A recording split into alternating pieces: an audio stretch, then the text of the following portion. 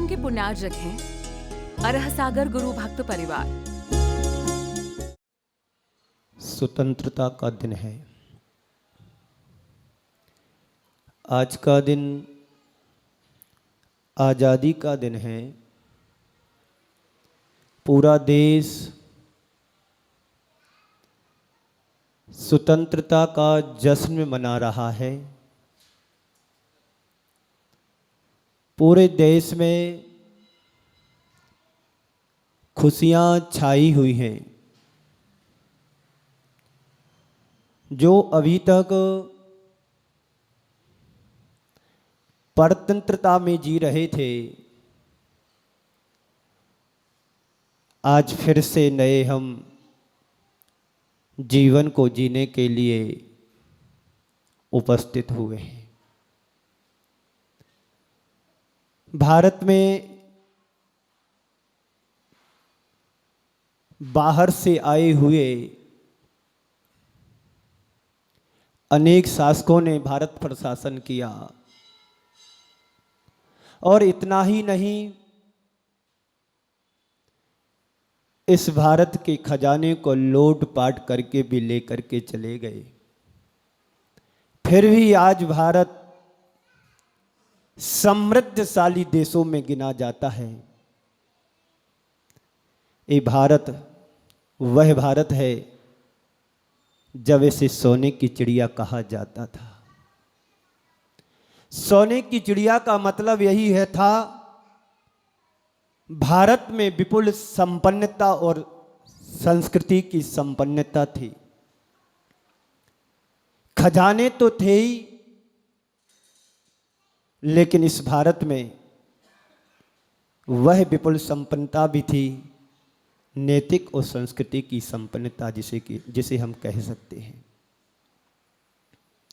आज की तिथि, आज के दिन पूरे देशवासी उल्लास और उत्साह से अपने आप को सराबोर कर रहे हैं। आज हम यहां पर बैठ करके जो स्वतंत्र रूप से सांस ले पा रहे हैं,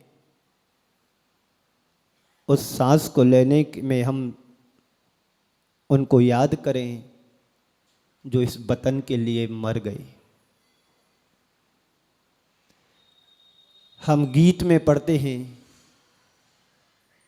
ए मेरे वतन के लोगों जरा आंख में भर लो पानी।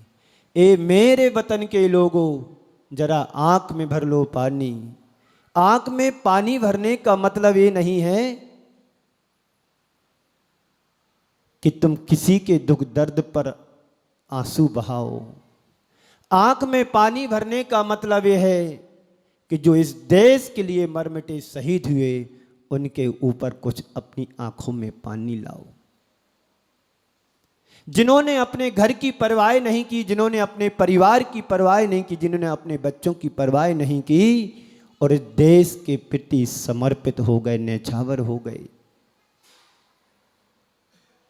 उन लोगों के प्रति हम जरा विचार करें। जो भारत अंग्रेजों से जकड़ा हुआ था, जो भारत अंग्रेजों के शासन में था, जो भारत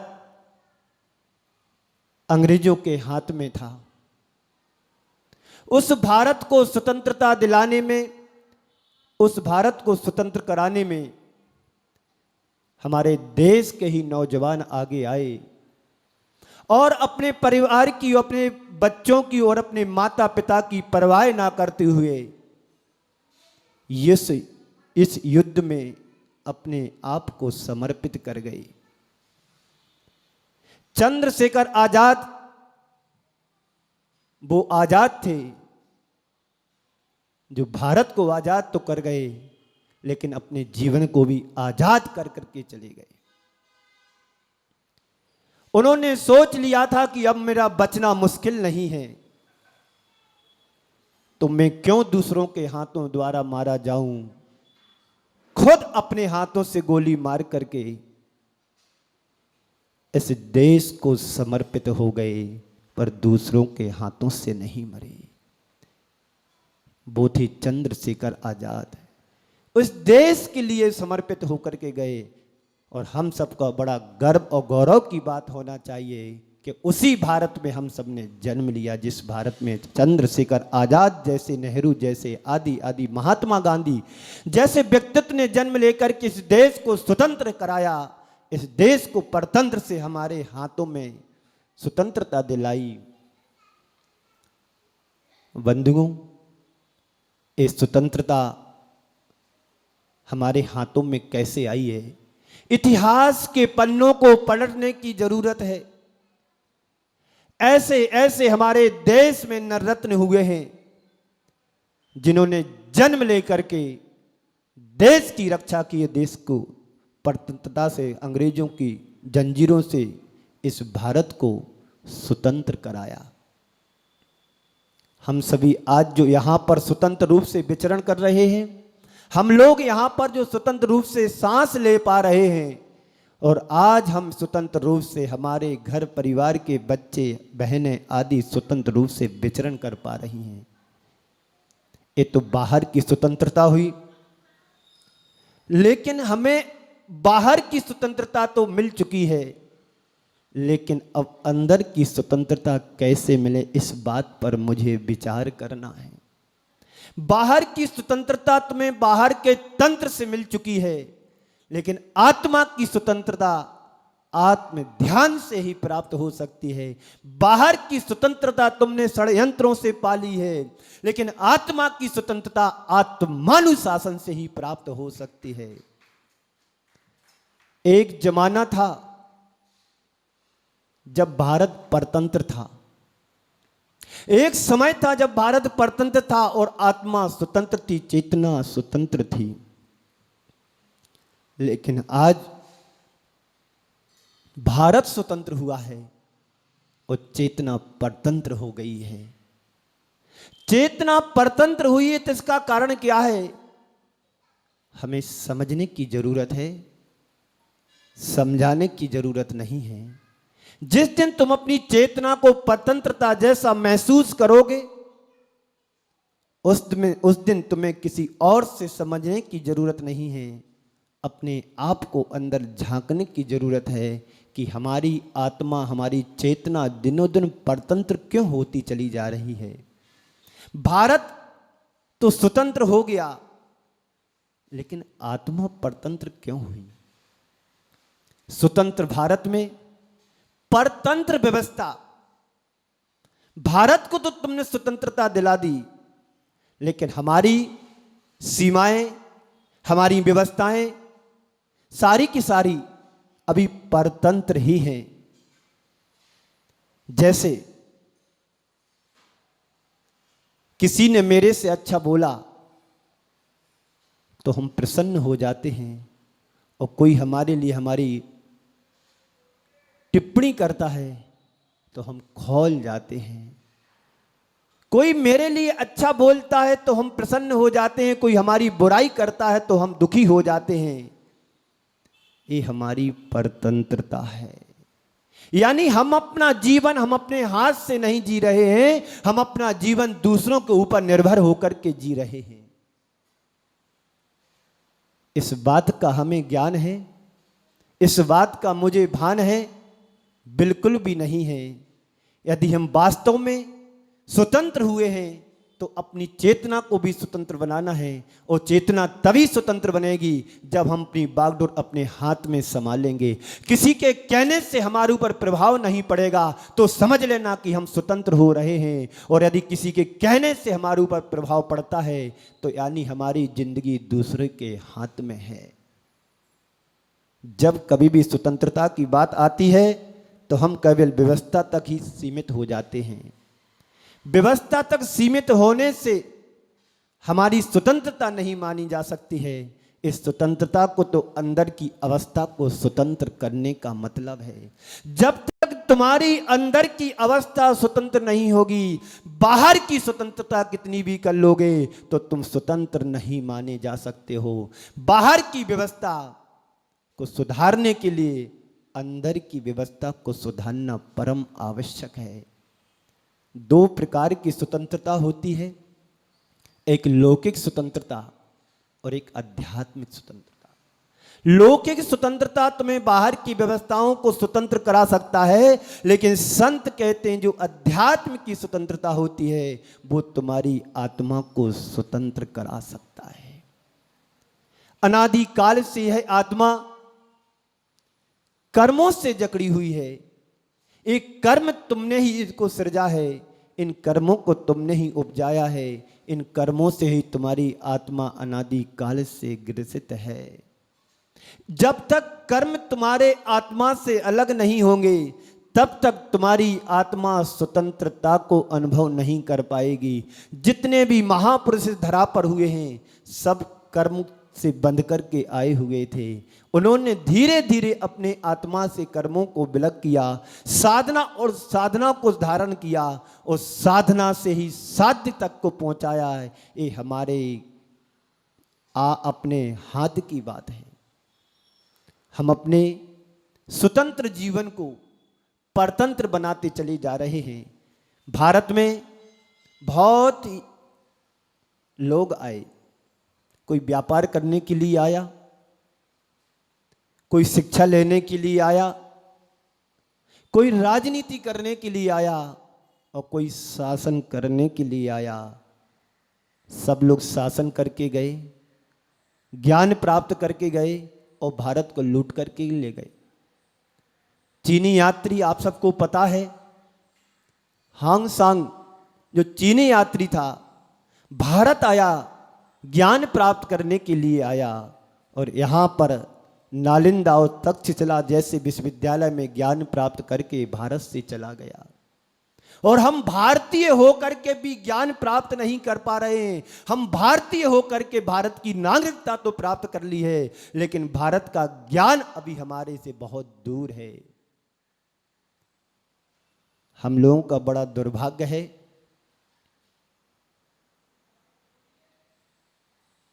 कि हम गुरुओं पर विश्वास नहीं करते हैं। हम लोगों का बड़ा दुर्भाग्य है कि गुरुओं पर विश्वास नहीं कर पा रहे हैं और गूगल पर विश्वास कर रहे हैं। गुरु पर विश्वास करोगे तुम्हारा जीवन गुरु बनेगा और गूगल पर विश्वास करोगे तो तुम कहीं के नहीं रह पाओगे। भारत की संस्कृति गुरुओं की संस्कृति रही है, भारत की संस्कृति सभ्यता की संस्कृति रही है और भारत की संस्कृति ज्ञान और विद्या की संस्कृति रही है। तभी ना चीनी यात्री भारत में आकर के ज्ञान और विद्या को लेकर के, संस्कृति को लेकर के गया। और यहां पर वास्को डी गामा भी आया था, व्यापार करने की दृष्टि से आया था। यहां पर उसने अपनी विदेशी वस्तुओं को ला करके बेचा और यहां की स्वदेशी वस्तुओं को ले जाकर के अपने भारत से विदेश ले जाकर के वहां उसका उपयोग किया। हम लोग बड़े अज्ञानी हैं। हम भारत की वस्तुओं पर विश्वास नहीं करते हैं और विदेश की कोई भी, चाइना की कोई भी वस्तु आ जाती है, लाते हैं, उस पर बड़े विश्वास से उसका उपयोग करते हैं। इसलिए हमारे गुरुदेव कहते हैं विदेशी नहीं स्वदेशी बनो। आचार्य श्री की पीड़ा रही, उन्होंने स्वदेशी बनने के लिए हमें उपदेश दिया और स्वदेशी व्यापार करने का भी उपदेश दिया और भारतीय संस्कृति में आदर्श शिक्षा का बहुत बड़ा एक उदाहरण भी हमारे लिए दिया है। उन्होंने कहा है इंडिया नहीं भारत कहो, इंडिया नहीं भारत बनो। इंडिया क्या है? पाश्चात्य संस्कृति का शब्द है। भारत क्या है? भारतीय संस्कृति का सूचक है। यदि हम भारत में रहते हैं तो भारत की चीजों का ही उपयोग करो, भारत के ही वस्त्र पहने, भारत की ही औषधि लें और भारत की ही संस्कृति का अनुपान करें। आचार्य श्री की पीड़ा को समझो। उन्होंने भारत को स्वरोजगार दिया है, स्वदेशी बनाने का एक बहुत बड़ा हमारे लिए सामने उद्योग बताया है, हथकरघा जैसा। भारतीय हो तो भारतीय वस्त्रों को पहनना चाहिए, विदेशी कंपनियों के वस्त्रों को नहीं पहनना चाहिए। हम विदेशी वस्त्रों को प्रोत्साहन देकर के, उनकी कंपनियों को प्रोत्साहन देकर के उनके कपड़ों को लेते हैं उनको बढ़ावा देते हैं। पर संत कहते हैं ये तुम भारत की चीज़ों को प्रयोग करोगे तो भारत को प्रोत्साहन, विदेशों को प्रोत्साहन मिलेगा। लेकिन आचार्य श्री की पीड़ा को समझो कि स्वदेशी बनो और स्वरोजगार बनो करो, स्वावलंबी बनो। ये पूज्य गुरुदेव की बहुत बड़ी उदारता हम सबके जीवन में मिल रही है कि वो कह रहे हैं स्वदेशी वस्त्रों का प्रयोग करो, स्वदेशी बनो और स्वरोजगार भी करो, दूसरों को रोजगार दो, स्वयं रोजगार को करो। तो हमारा भारत में जन्म लेने का कुछ ना कुछ महत्व रहेगा। हम भारत में जन्म ले लिया और भारत की चीज़ों को नहीं अपनाएंगे, भारत की वस्तुओं को नहीं अपनाएंगे तो हमारा जन्म लेने का मतलब क्या हुआ? तो हमारी चेतना परतंत्र हुई कि नहीं हुई? बोलिए। आत्मा को स्वतंत्र बनाना है तो भारतीयता को अपनाना पड़ेगा, भारत की नैतिकता को अपनाना पड़ेगा। हम भारत में रहते हैं और विदेशी भाषा का प्रयोग करते हैं। भारत में रहने वाला भारतीयता तभी उसके जीवन में आ सकती है जब भारतीय संस्कृति को अपनाएगा। ऐसे बहुत से देश हैं जिस देश में उनकी स्वयं की अपनी भाषा होती है, उनकी अपनी स्वयं की संस्कृति होती है।